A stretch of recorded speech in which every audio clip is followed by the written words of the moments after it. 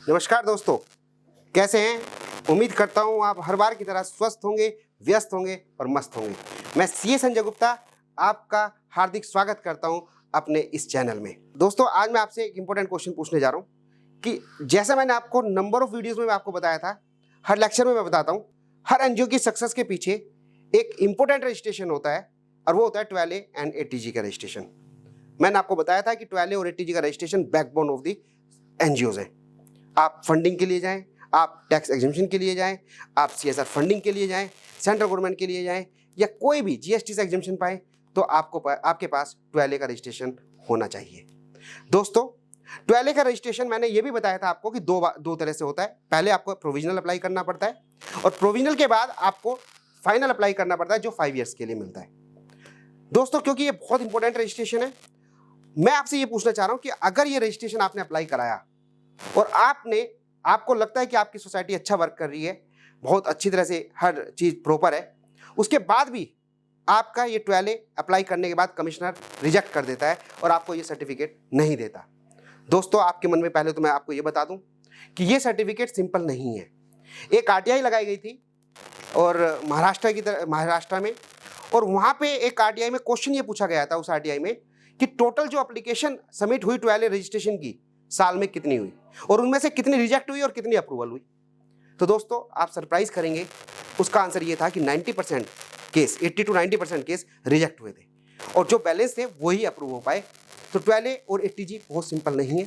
Commissioner इसे exam, क्योंकि ये एग्जाम्पशन सर्टिफिकेट है, गवर्नमेंट का रिवेन्यू लॉस होता है और अदर रीजन भी हैं, तो कमिश्नर पूरा तरह से सेटिस्फाई करके आपको ये रजिस्ट्रेशन देता है। लेकिन कितनी बार ऐसा होता है दोस्तों कि कमिश्नर भी रिजेक्ट कर देता है और जबकि वो केस रिजेक्ट नहीं होने चाहिए थे। तो दोस्तों, मैं आपसे ये पूछना चाह रहा हूं कि अगर आपका केस भी खूब अच्छा होने के बाद भी आपका केस रिजेक्ट हो जाता है तो आपके पास क्या रास्ता है? यूट्यूब पे मैंने काफ़ी देखा, इसका आंसर नहीं था, इसके इन्फॉर्मेशन नहीं थी, तो मुझे लगा कि मैं आपको ये शेयर करूं क्योंकि ये इन्फॉर्मेशन बहुत यूजफुल है। तो दोस्तों, अगर आपने 12A 8TG अप्लाई कराया और आपका वो रिजेक्ट हो जाता है, सब कुछ आपकी अच्छी परफेक्ट तैयारी होने के बाद भी, तो आपके पास क्या ऑप्शन है? आप 60 दिन के अंदर अंदर अपील कर सकते हैं ITAT को, इनकम टैक्स अपीलेट ट्रिब्यूनल। एक डायरेक्टर ऑफ एग्जामिनेशन से ऊपर एक अथॉरिटी होती है जहां पे आप अपनी अपील को फाइल कर सकते हैं। तो वहां से अपील अगर फाइल होती है और वो सेटिस्फाई होते हैं तो वो कमिश्नर को ऑर्डर दे सकते हैं कि आप इन्हें 12A का रिव्यू करके रजिस्ट्रेशन को दोबारा ग्रांट कीजिए। दोस्तों, पहले तो मैं ये बता दूं कि जो प्रोविजनल रजिस्ट्रेशन आप कर रहे हैं वो रिजेक्ट होता ही नहीं है।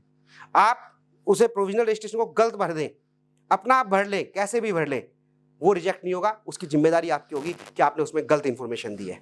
और इसीलिए काफी लोगों को जिन्हें नॉलेज नहीं है, उन्हें लगता है, वो बहुत खुश हो जाते हैं कि हमारे 12A 8TG का रजिस्ट्रेशन मिल गया और प्रोविजनल मिल गया, जबकि उन्हें प्रोविजनल मिला होता है। प्रोविजनल नहीं, आपको फाइनल मिलना चाहिए। जब कमिश्नर हियरिंग करेगा, जब आपके केस की हियरिंग करेगा जो 5 ईयर्स के लिए होगा, प्रोविजनल तो आप ऑनलाइन भी गलत भी सबमिट कर दोगे ना तो भी आपके पास आ जाता है। और दोस्तों, मैं यहाँ पे इंपॉर्टेंट चीज ये बता दूं, गलत सबमिट, बहुत सारी एप्लीकेशन गलत सबमिट हुई हैं। कौन से क्लोज में होनी थी, क्या एक्सप्लेनेशन के साथ होनी थी, तो वो प्रोविजनल सारे मोस्टली गलत आए हैं जो एप्लीकेशन नॉन प्रोफेशनल के थ्रू लगी हैं। तो जो अगर आपका केस प्रोविजनल, तो रिजेक्ट बहुत कम होगा, ना भी होगा, लेकिन जो फाइनल 6 महीने के बाद अप्लाई करेंगे 5 ईयर्स के लिए, उसमें हियरिंग होगी, कमिश्नर के सामने प्रेजेंट होना पड़ेगा और वो बहुत अच्छी तरह से एनालिसिस करेंगे और उसे सीओ और एडवोकेट या क्लाइंट ही उसे प्रेजेंट कर सकता है, कोई दलाल या मीडिएटर तो कर भी नहीं सकते। अब दोस्तों, आपको लग रहा होगा कि ऐसे कैसे रिजेक्ट कर देंगे। मैं आपको कुछ प्रैक्टिकल बेस केस बताता हूं। पहला केस, एक्टिविटी आउटसाइड इंडिया। दोस्तों, 12A का जो सर्टिफिकेट होता है उसमें मेन पर्पस गवर्नमेंट का ये था एग्जेम्पशन देने का कि आप इंडिया में एक डेवलपमेंट का काम कर रहे हैं और जब डेवलपमेंट का काम कर रहे हैं तो हम आपसे टैक्स नहीं लेंगे और आपको एग्जेम्प्ट कर देंगे। इसका मतलब अगर एक्टिविटी आउटसाइड इंडिया आपने कर दी तो आपको 12A का बेनिफिट नहीं मिलना चाहिए। एक संस्था में ऐसे ही हुआ, उन्होंने, उनकी कलेक्शन थी, उसका कुछ पार्ट उन्होंने नेपाल में कहीं भूकंप आया और उन्होंने वो वहां पे हेल्प की, यानी कि आपका कुछ पार्ट एक्टिविटी आउटसाइड इंडिया हो गया। इसके बेस पे कमिश्नर ने कहा कि हम आपको 12A नहीं देंगे क्योंकि आपने जो एक्टिविटी या खर्चा करा है वो इंडिया में नहीं करा बल्कि बाहर किया है। जबकि दोस्तों, बाहर का जो खर्चा था वो तो बहुत माइनर सा था, 10% या 5%, 90% तो इंडिया में हुआ था। अपील में गए, अपील में डिसाइड हुआ कि नहीं, उन्हें 12A मिलना चाहिए। क्यों मिलना चाहिए? क्योंकि उनका जो खर्चा है 90% तो इंडिया में हुआ है ना, तो जो खर्चा आउटसाइड इंडिया है उस पर टैक्स दे दो, लेकिन आप उसके बेस पे 12A को रिजेक्ट नहीं कर सकते। सेकंड केस दोस्तों, ये आपको समझ में आया होगा। Second, private management. दोस्तों, एक चैरिटेबल ट्रस्ट बनाई गई और चैरिटेबल ट्रस्ट का ऑब्जेक्टिव था education development, social development, welfare development, child development, women development. लेकिन उनके जो ट्रस्टी थे वो पति और पत्नी थे। अब दोस्तों जब ये ट्रस्ट अप्लाई करी ट्वेले के लिए, कमिश्नर ने देखा अरे काम वाम तो सब बढ़िया है, लेकिन इसका जो मैनेजमेंट है वो तो पति पत्नी ही कर रहे हैं, रिलेशन में कर रहे हैं। और उन्होंने कहा ये तो एक प्राइवेट मैनेजमेंट है और प्राइवेट मैनेजमेंट की वजह से हम इसे ट्वेले रिजेक्ट करते हैं। अपील में गया, अपील में एक्सप्लेनेशन दी गई कि प्राइवेट मैनेजमेंट, जिन लोगों ने मेरी वीडियो देखी होगी कि ट्रस्ट होती क्या है, 90% लोग कंफ्यूज होते हैं, उसमें मैंने क्लियर करा था प्राइवेट ट्रस्ट का मतलब ये नहीं होता कि उसमें प्राइवेट ट्रस्टी हैं या रिलेटिव जो है वो ट्रस्टी हैं। प्राइवेट मैनेजमेंट जब होता है, प्राइवेट ट्रस्ट जब कहलाती है जब उसका ऑब्जेक्टिव का बेनिफिट उनके फैमिली मेंबर से मिले, ट्रस्टी के फैमिली मेंबर को मिले। तो वहाँ पे वो लिटिल बिट कंफ्यूज थे।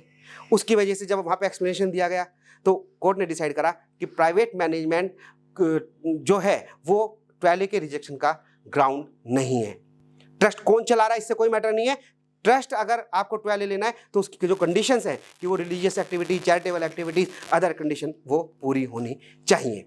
एक केस में दोस्तों क्या हुआ, एक ट्रस्ट बनी, उसमें मल्टीपल ऑब्जेक्टिव डाल दिए, हम एजुकेशन भी करेंगे, हम सोशल भी करेंगे, चाइल्ड डेवलपमेंट भी करेंगे, वुमेन डेवलपमेंट भी करेंगे, मल्टीपल ऑब्जेक्टिव डाल दिए।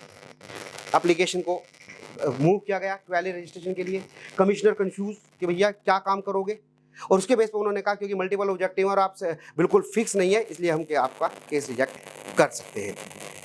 हायर अथॉरिटी पे अपील गई और उन्होंने डिसाइड किया कि मल्टीपल ऑब्जेक्टिव एक कोई ग्राउंड नहीं है कि ट्वेले को रिजेक्ट किया जा सके। आपको ये देखना है कि जितने भी ऑब्जेक्टिव हैं क्या वो सोशल वेलफेयर से कनेक्टेड है, क्या वो ट्वेले की कंडीशन जो दे रखी है उसे अप्रूव करती है नहीं करती, फुलफिल करती है नहीं करती। Multiple objective can not be the ground for rejection of ट्वेले। दोस्तों अगर आपके साथ भी ऐसा कुछ केस है, आपका केस भी रिजेक्ट है और आप मेरी हेल्प लेना चाहते हैं तो नीचे दिए हुए डिस्क्रिप्शन पे आप क्लिक कीजिए या कॉल कीजिए, मैं आपकी पूरी हेल्प करने के लिए तैयार हूँ। तो दोस्तों मुझे उम्मीद है कि आपको ये वीडियो पसंद आई होगी, आपके लिए यूजफुल होगी। Thank you so much. Channel को सब्सक्राइब करना मत भूलना। तो मिलते हैं नेक्स्ट वीडियो में। Thank you.